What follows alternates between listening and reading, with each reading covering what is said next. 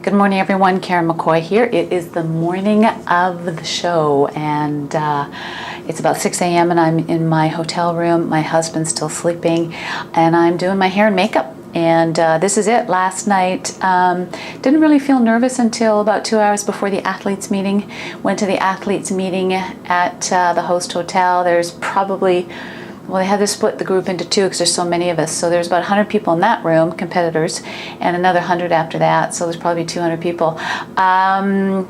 It looks like it's going to be a good class. There's like 10, 11 in my class alone. So we'll see how it goes.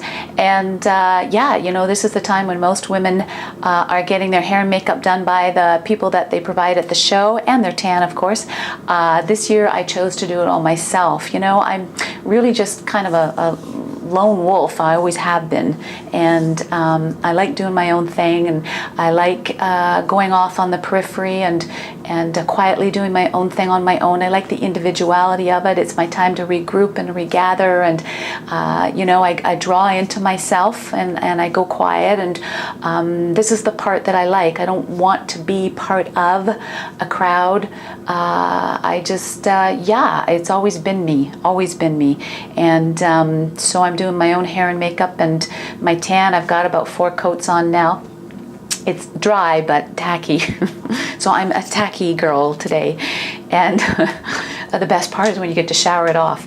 So the show starts at 9. I think I'm probably up. I'm the 3rd class up, so probably 10:30. But you always want to be there early. Last night, a couple meals of steak and potato to carb me up. That's what works for me. That's what I've found through trial and error. For some people, it's something else.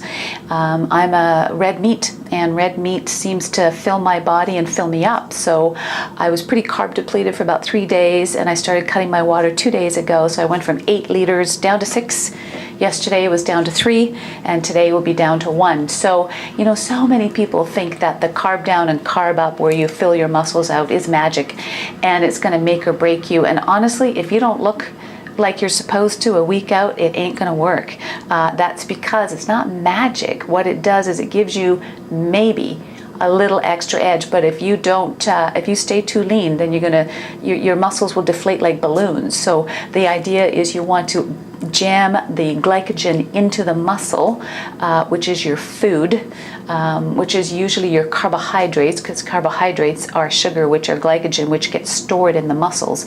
You want to be able to jam it in there, but not too much, because if you jam too much into your muscles, if you eat too many carbs, what happens? You guys know in our HLP what we do.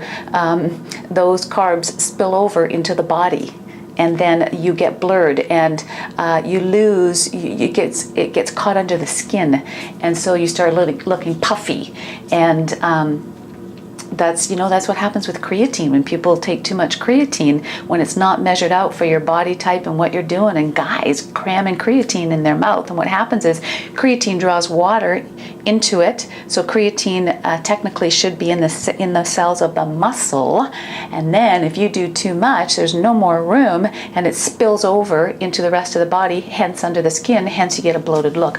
It's the same with carbohydrates.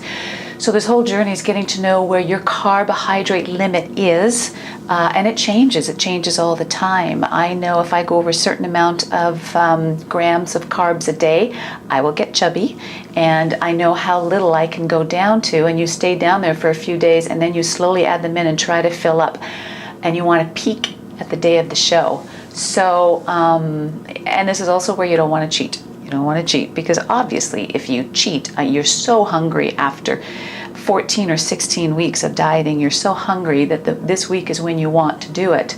But you simply cannot, because if you do, your body will overcompensate and you will bloat and you will get soft. So this is what we're doing now. So last night I had steak and potatoes, and this morning I had a burger patty and potatoes, and I do that every few hours.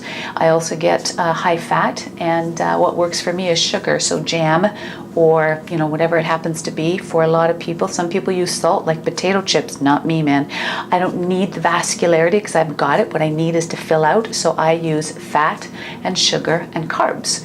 and slowly, throughout the day, nibble. We'll see how it goes. But honestly, it's not magic. You got to have that physique a week out, and then you try to load it down and load it up and try to get that peak with a bit more on contest day. So carving up does not make the competitor, believe me. It's the years of training in the gym and the diligence to diet, and then a slow weight loss up to the show, and then proper macronutrients. So hair makeup's almost done. I'm going to go and see my coach. She's going to assess me, see what I need to do as far as food goes. She always wants to up my food to try to fill me out a bit more. I have a tendency to be a little bit too lean.